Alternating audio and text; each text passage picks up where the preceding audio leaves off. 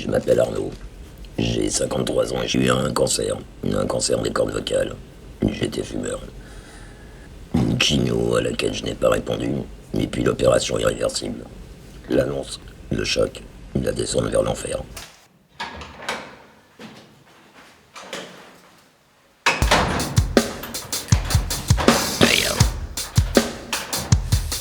Pensais-tu que j'allais me coucher, que j'allais enfin le fermer, que les guitares allaient se taire, que je serais sage jusqu'au cimetière?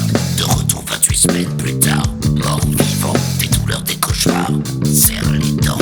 Tellement de sacrifices, subir le regard des gens, l'armée de cicatrices dans la bouche, le goût du sang. Mais je refuse de me laisser faire, de vivre à moitié, oui je refuse d'être invisible, de ne plus crier. La fête n'est pas finie, horrible ça s'est planté. Je renais de mes os, les douleurs partent en fumée. Même si c'est dur, que c'est lourd, que c'est chaque jour. J'arrête de rien et si t'es contre, je suis lourd. Y'a des sons dans ma tête, il faut que ça sorte. Je touche pas à la poignée, moi je défonce la porte. Je rappe, j'arrache les racines du mal. T'as besoin d'autotune, je le fais sans corde vocale. 2,30, 2,30, 2,90 et 2,90. 4,90. Merci à toi. Salut.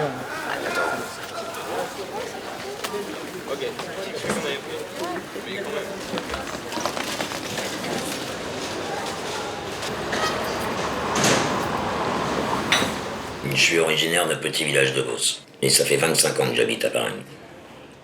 J'ai toujours autant de plaisir à prendre mon café au bistrot le matin. Regarder la vie, regarder les gens qui passent. J'ai retrouvé le goût. Pourtant, après l'opération, je croyais l'avoir perdu. Et puis l'odorat aussi.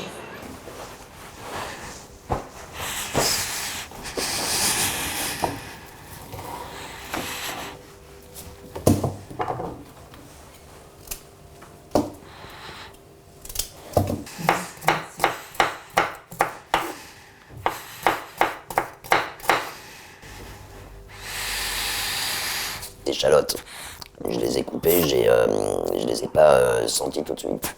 Il va se passer 30 secondes avant d'avoir les effluves des odeurs qui vont traverser le nez.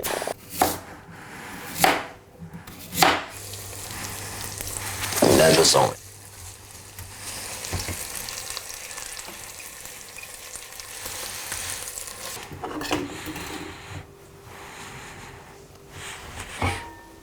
Retrouver le plaisir de manger, c'est une jouissance absolue.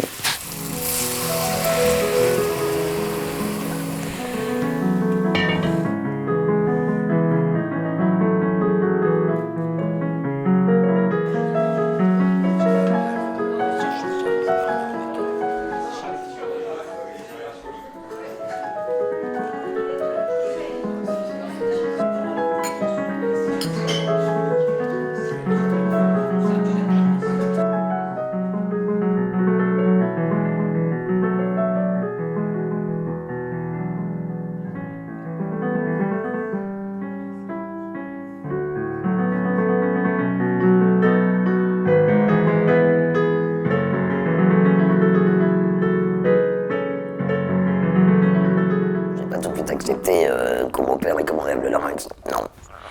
J'ai réfléchi à cette opération. Oui. La décision a été lourde de conséquences, la preuve. Il y a eu des moments difficiles. Le fait de ne pas pouvoir parler. Ça, c'est l'enfer. Le quotidien est très compliqué à jouer. Dans la mesure où j'ai dit, je fais l'opération, il faut y aller. Et même si c'était pesant, mais donc j'ai décidé de ne pas me laisser aller, quoi. Justement d'être acteur. De m'habiller 2 jours après pour aller me promener avec mon bazar. De faire du vélo. D'écrire. Voilà, j'allais au-devant des choses. Je parlais de mettre tous les moyens de son côté face à ce genre de situation. Ça implique également la psychothérapie. Se regarder dans une glace, déjà, c'est compliqué. Et donc il y a toute cette phase d'acceptation du corps, du nouveau corps, qui effectivement, là on n'a pas l'habitude d'être mutilé. L'être humain n'est pas fait pour être mutilé. Et donc l'image, elle est compliquée à adopter au début. J'ai forcément un truc en plus qui est, se trouve au niveau de la gorge. J'ai J'ai accepté de m'accepter comme ça.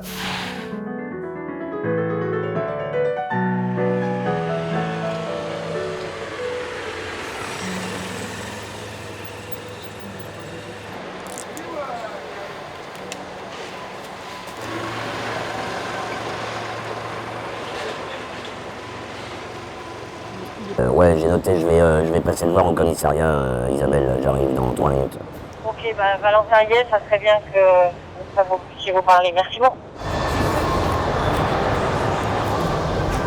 Tout ça, c'est les aménagements complémentaires Ouais. des stands. Des stands d'accord. neufs, exactement. Et ceux qui sont sur les lignes en orange, c'est parce que je les ai ajoutés Tu aujourd'hui. viens d'ajouter aujourd'hui, Voilà. je crois que Et donc Jean-Louis a l'info, hein, mais c'est juste que c'est des ajouts qui sont plus de dernière minute. Bah, tu vérifieras le mien aussi alors. Il n'y a pas de souci. Ouais, il y avait un problème de commande dessus aussi. Ah, d'accord. Voilà, ouais, ils vont se démerder. Celui-là, il a une arrivée d'eau. Celui-là, tu vois, c'est là. L'arrivée, elle vient de là.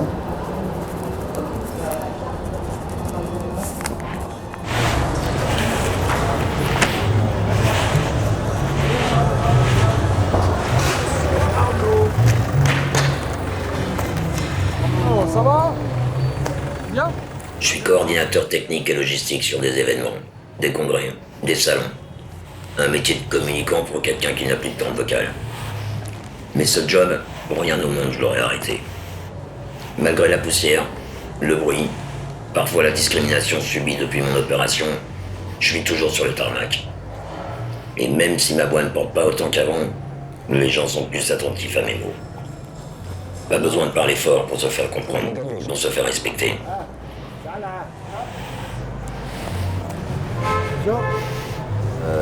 Les tuyaux, ouais, je te montre. À mon avis, on va devoir percer pour que l'arrivée d'eau aille dans la réserve, je pense. Ouais, à mon avis, ouais. Et je reviens vers toi. Ok, ça roule. Tu vas en voir vers la porte. Je reviens d'ici un quart d'heure, 20 minutes.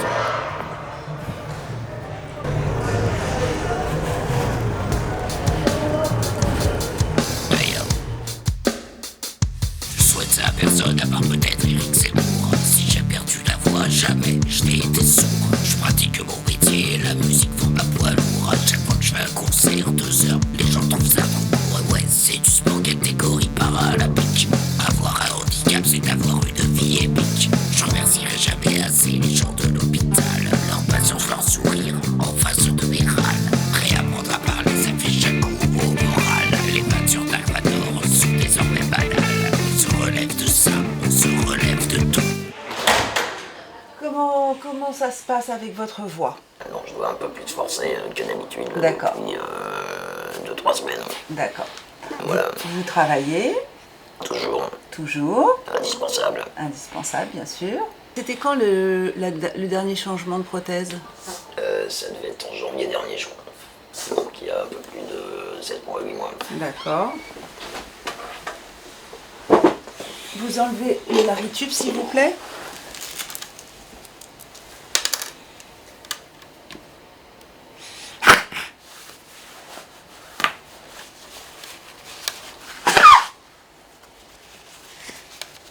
Voilà, je vous mets un tout petit peu de bleu. Voilà.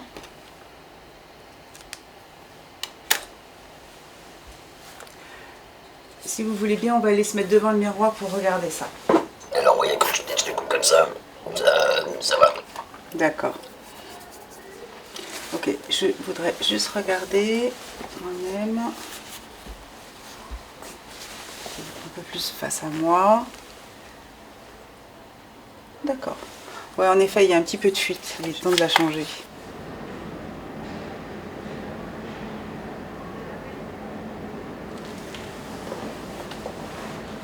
L'hôpital Tenon. Ma résidence secondaire pendant 7 mois. 7 mois entre novembre 2019 et juin 2020, où je ne communiquais qu'avec un stylo et une ardoise. Un travail de titan avec les orthophonistes. Soutien important pendant cette période difficile. Les doutes sur les fuites. Fuites qui sont parfois difficiles à gérer au quotidien. Pour boire ou pour manger. Mais toujours des solutions. L'angoisse de perdre la voix après le changement de prothèse. 1, 2, 1, 2, 1, 2. Ça marche. Ben, c'est parfait. Faites bien comme l'infirmière vous a dit, petites instillations de Fungizone, d'accord, grâce à la brossette. Sur la brossette, hein. La brossette, vous l'avez? D'accord, donc vous avez la brossette, donc un petit peu de Fungizone, et quand vous nettoyez, vous en mettez un petit peu. Ok. En plus, il avait pas mal, enfin, il forçait. Il forçait, ouais. Là, Là, ça vous va être sentez que c'est mieux. plus... Là, c'est plus fluide. Ouais. Oui. Mais je suis bien, c'est bien qu'on ait mis une extraction. Mais je suis très contente. Ça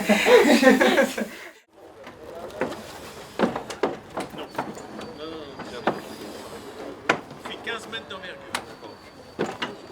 D'un bout à l'autre, ça fait 15 mètres, d'accord. C'est... Pardon, baisse Arnaud. Stop. Mais pourtant, il est... Ah ouais, mais Rollander Schneider. Ma passion de l'aviation ne m'a jamais lâché. L'aérodrome d'Issoudun, c'est un peu ma deuxième maison. C'est là que je retrouve mes copains pilotes. Salut mon guigné. Salut Arnaud. T'as fait bonne route? Ouais. Et c'est avec eux que je vole de nouveau.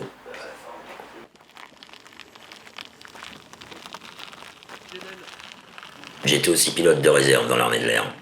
Je ne le suis plus. Parce que je n'ai plus le droit de voler seul. Dis-moi mon pépère. Comment t'as branché, ça s'allumait direct? Ok.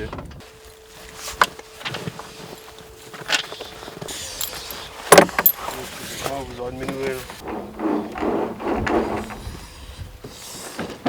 Et Arnaud, t'as combien de gueuses? 2, 4, 6.